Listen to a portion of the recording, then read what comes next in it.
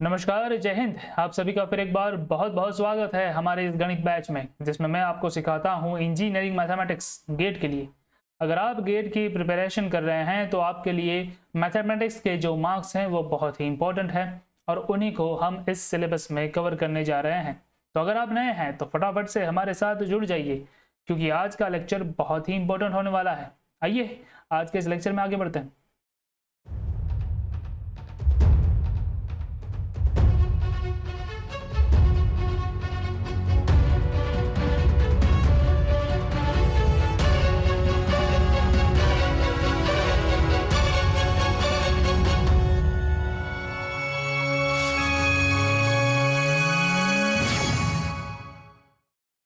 तो अगर आप हमारे साथ पहले से जुड़े हुए हैं तो आपको पता है कि हम कॉम्प्लेक्स वेरिएबल्स को समझ रहे थे। इससे पहले हम डिफरेंशियल इक्वेशन का पूरा टॉपिक जो है वो खत्म कर चुके हैं। कॉम्प्लेक्स वेरिएबल का ये चौथा लेक्चर है, जिसमें हम समझेंगे कंस्ट्रक्शन किस तरह से होता है एनालिटिक फंक्शन का, यानी कि मिलने थॉम्सन मेथड, राइट। लेकिन उससे पहले आपको मुझे रिवीजन बिल्कुल करवाना पड़ेगा, क्योंकि रिवीजन के बिना जो है वो आप इसमें थोड़े से कच्चे हो जाएंगे, क्योंकि हमको कोची-रीमान इक्वेशन की यहाँ पे खास पुख्ता जरूरत पड़ेगी। तो कोची-रीमान इक्वेशन जो है वो हमको क्या कहता है कि अगर आपके पास एक फंक्शन है u प्लस आई वी वाला, राइट, और उसको आपको प्रूव करना है कि वो एनालिटिक है, तो उसके लिए आपके पास दो कंडीशंस है। पहली कंडीशन है कि u का x के रिस्पेक्ट में डिफरेंशिएशन और v का y के रिस्पेक्ट में डिफरेंशिएशन पार्शियली सेम होना चाहिए, मतलब कि ux is equal to v y और uy is equal to minus v x होना चाहिए। तो ये दो कंडीशन अगर सेटिस्फाई करती है तभी जाके आपका इक्वेशन जो है वो एनालिटिक कहा जाएगा, राइट। तो इसका उल्टा भी कह सकते हैं, ठीक है। अगर आपका इक्वेशन एनालिटिक है तो ये इन दोनों कंडीशन को सेटिस्फाई करेगा, ठीक है, और यही हमारे लिए बहुत ही ज्यादा काम का है, राइट। और यहाँ पे मैंने पोलर फॉर्म में भी आपको सिखाया था कि किस तरह से वो इस्तेमाल होता है। तो आइए इसी अंडरस्टैंडिंग के साथ देखते हैं कि अगर आपको रियल या इमेजिनरी में से कोई एक पार्ट दे रखा है तो उसमें से आप फंक्शन किस तरह से फाइंड आउट करेंगे। तो आपको क्या दे रखा होगा, आपको ये दे रखा होगा कि आपके पास एक फंक्शन है, okay, u plus i v, जो कि एक एनालिटिक फंक्शन है, ठीक है, जो कि एक एनालिटिक फंक्शन है। अब एनालिटिक फंक्शन का मतलब अभी अभी मैंने आपको समझाया कि उसमें आप कोची-रीमान इक्वेशन का इस्तेमाल कर सकते हो। तो यहाँ पे हो जाएगा कि ux is equals to v y and vx is equals to minus u y, इसका आप इस्तेमाल कर सकते हो, ठीक है, ओके। और इसमें दो केसेस हैं। पहला केस है कि अगर आपको u दे रखा है, मतलब कि आपको रियल पार्ट दे रखा है और आपको फंक्शन फाइंड करना है। दूसरा केस क्या है, आपको इमेजिनरी पार्ट दे रखा है और आपको फंक्शन फाइंड करना है। कैसे फाइंड आउट करेंगे, फंक्शन तो एनालिटिक है ही, तो इसमें तीन स्टेप हैं, ठीक है। पहले स्टेप में आपको क्या करना है, जो भी आपको फंक्शन दे रखा है वो कुछ भी हो, ठीक है, आप सिंपली फंक्शन को डिफरेंशिएट तो कर ही सकते हैं ना, एफ डैश ऑफ जेड। जब भी डिफरेंशिएशन करेंगे तब पार्शियली करना है x के रिस्पेक्ट में, ठीक है। तो ये होगा ux plus i v x, ठीक है, ux plus i v x, right. यहाँ पे मैं लिख रहा हूँ partially with respect to x only, ठीक है। यही जो है वो करना है हर एक में, ओके। ये करने के बाद आपको क्या करना है कि आपके पास कौन सी वैल्यू है, आपके पास u की वैल्यू है, राइट। तो आप u का x और y के रिस्पेक्ट में डिफरेंशिएशन फाइंड आउट कर सकते हो। तो यहाँ पे ये जो v है उसका क्या काम है, उसको क्या करोगे, तो vx की जगह पे आप ये वैल्यू रख सकते हो माइनस यू वाई की, राइट। तो वो वैल्यू रख दो क्योंकि फंक्शन एनालिटिक है, तो ux की जगह पे माइनस यू वाई रख दोगे तो प्लस साइन जो है वो नेगेटिव हो जाएगी और ये बन जाएगा आपका इक्वेशन नंबर 1, राइट। अब इसका जो है वो इस्तेमाल करना है, f dash of z is equal to this is your equation. इसका क्या इस्तेमाल करोगे, इस इक्वेशन में जहां पे भी, इस इक्वेशन में स्टेप 2 है अभी आपका, जहां पे भी आपको x दिखता है वहां पे आप z लगा दो और जहां पे आपको y दिखता है वहां पे आप 0 लगा दो, ओके। तो ये आपको इक्वेशन 1 में सब्सटीट्यूट करना है। अब ऐसा करने पे क्या होगा, इक्वेशन 1 जो है वो पूरा का पूरा z का इक्वेशन बन जाएगा, ठीक है, सिर्फ और सिर्फ z के ऊपर डिपेंडेंट इक्वेशन रह जाएगा। वो हो जाए उसके बाद बहुत ही सिंपल काम करना है, आपको f ऑफ z चाहिए, आपके पास f डैश ऑफ z मतलब कि डिफरेंशिएशन है, तो इस डिफरेंशियल टर्म को इंटीग्रेट कर दीजिए, काम खत्म हो जाएगा, राइट। तो चलिए step number 3, your f of z will be nothing but F dash of Z का differentiation with respect to Z. बस इतना ही काम करना है और आपको एफ ऑफ जेड मिल जाएगा। ये 3 ही स्टेप है, राइट। तो अब आप मुझसे पूछेंगे कि अगर मुझे इमेजिनरी पार्ट दे रखा है तो मुझे क्या करना है? जी करना बिल्कुल वही है, राइट। आपको इमेजिनरी पार्ट दे रखा है, इसलिए आप इमेजिनरी पार्ट के जो डिफरेंशिएशन है पार्शियल वी एक्स और वी वाई फाइंड आउट कर सकते हो, राइट। उसको आप इक्वेशन 1 में जो है वो सब्सटीट्यूट कर सकते हैं, मतलब कि मेन इक्वेशन में सब्सटीट्यूट कर सकते हो। तो आपको कुछ इस तरह से मिलेगा। स्टेप 1 जो है वो आपको कुछ इस तरह से मिलेगा। ये आपका इक्वेशन नंबर 2 जो है वो बन जाएगा यहाँ पे। ओके, आपने क्या किया कि u की जगह पे यू एक्स की जगह पे वी वाई रख दिया, जो कि एनालिटिक फंक्शन की ही डेफिनेशन है। ओके, उसका इस्तेमाल करके आपने जो है वो आगे x is equal to z and y is equal to 0 को सब्सटीट्यूट किया, आपको एक फंक्शन मिल गया और बाद में integrate with respect to z। काम खत्म हो गया, ठीक है। तो यही करना है।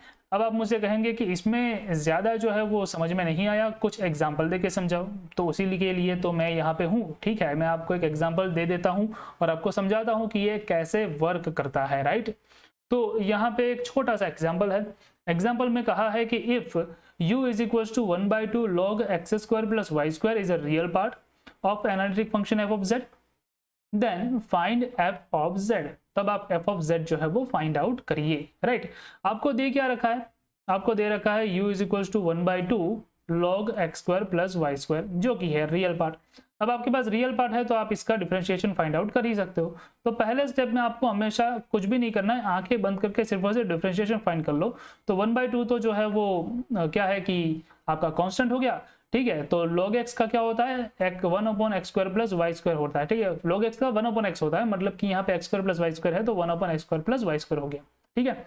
और x square plus y square का आपको डिफरेंशिएशन करना होगा पार्शियली। अब ये u के x के रिस्पेक्ट में है, इसलिए x के रिस्पेक्ट में मैं कर रहा हूँ। तो ये होगा 1/2 x square plus y square, okay. और ये डिफरेंशिएशन करने पाएगा 2x प्लस 0, राइट। क्योंकि x के रिस्पेक्ट में है तो y जो है वो क्या हो जाएगा? कांस्टेंट हो जाएगा। अब ये मुझे समझाने की ज़्यादा ज़रूरत नहीं पड़ेगी, आई थिंक, ठीक है। तो ये हो जाएगा ux, ये आपका ux बन गया। चलिए ux तो हो गया। उसी तरह से आपको uy भी फाइंड करना है, मतलब कि y के रिस्पेक्ट में partial differentiation. Same way 1/2 1/x square plus y square और 1/x square plus y square में जो x square plus y square है उसका डिफरेंशिएशन करना होगा, राइट। तो ये हो जाएगा क्या कि आपको सेम वे मिलेगा 1/2 1/x square plus y square, okay. और यहाँ पे इसका हो जाएगा, यहाँ पे सॉरी y आएगा ना, हाँ ठीक है y आएगा, राइट। तो x स्क्वायर का हो जाएगा 0 और y स्क्वायर का हो जाएगा 2y, राइट। तो आपको फाइनल आंसर मिलेगा यहाँ पे y/x square plus y square, y/x square plus y square, जो कि हो जाएगा आपका uy, ओके।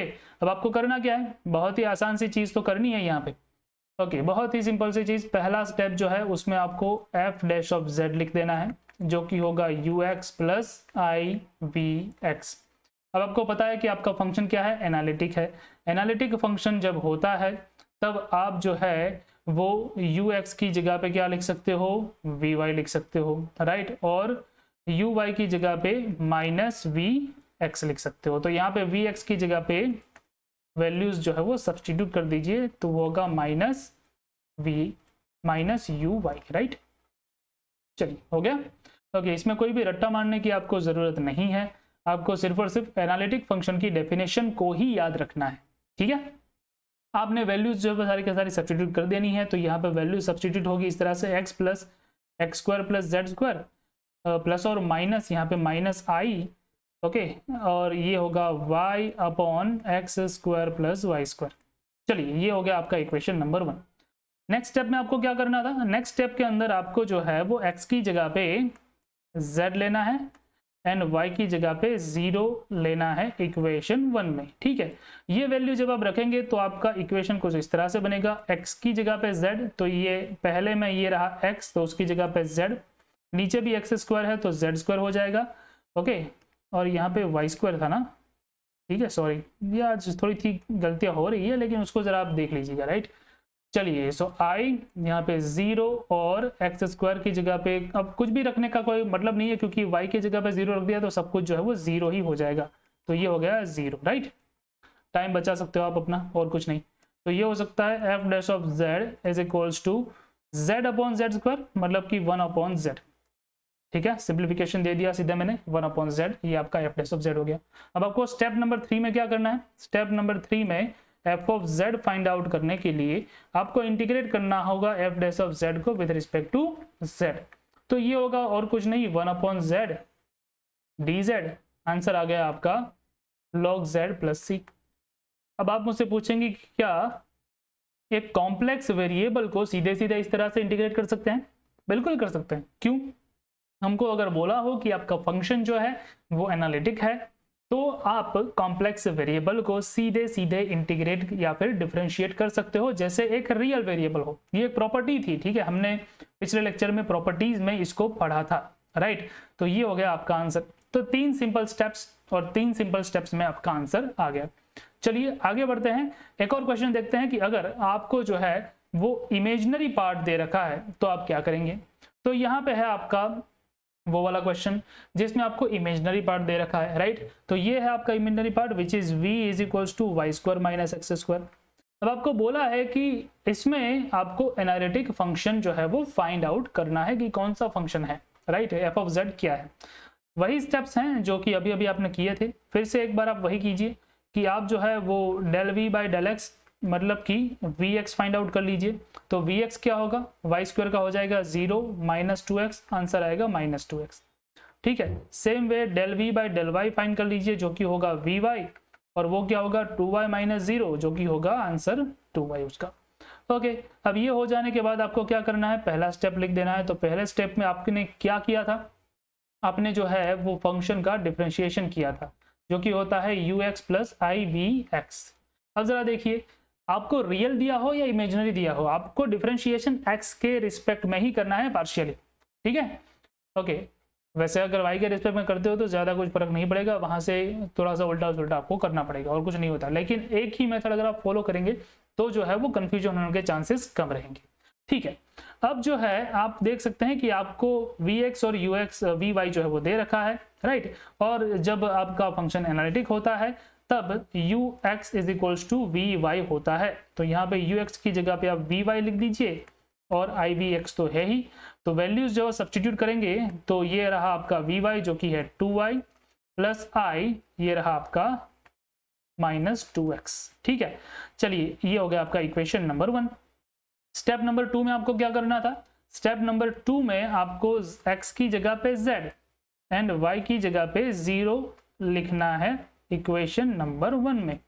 ओके, तो ये लिखोगे तो कुछ होगा इस तरह से कि y की जगह पे 0 प्लस i माइनस 2z, तो आंसर इज माइनस 2zi।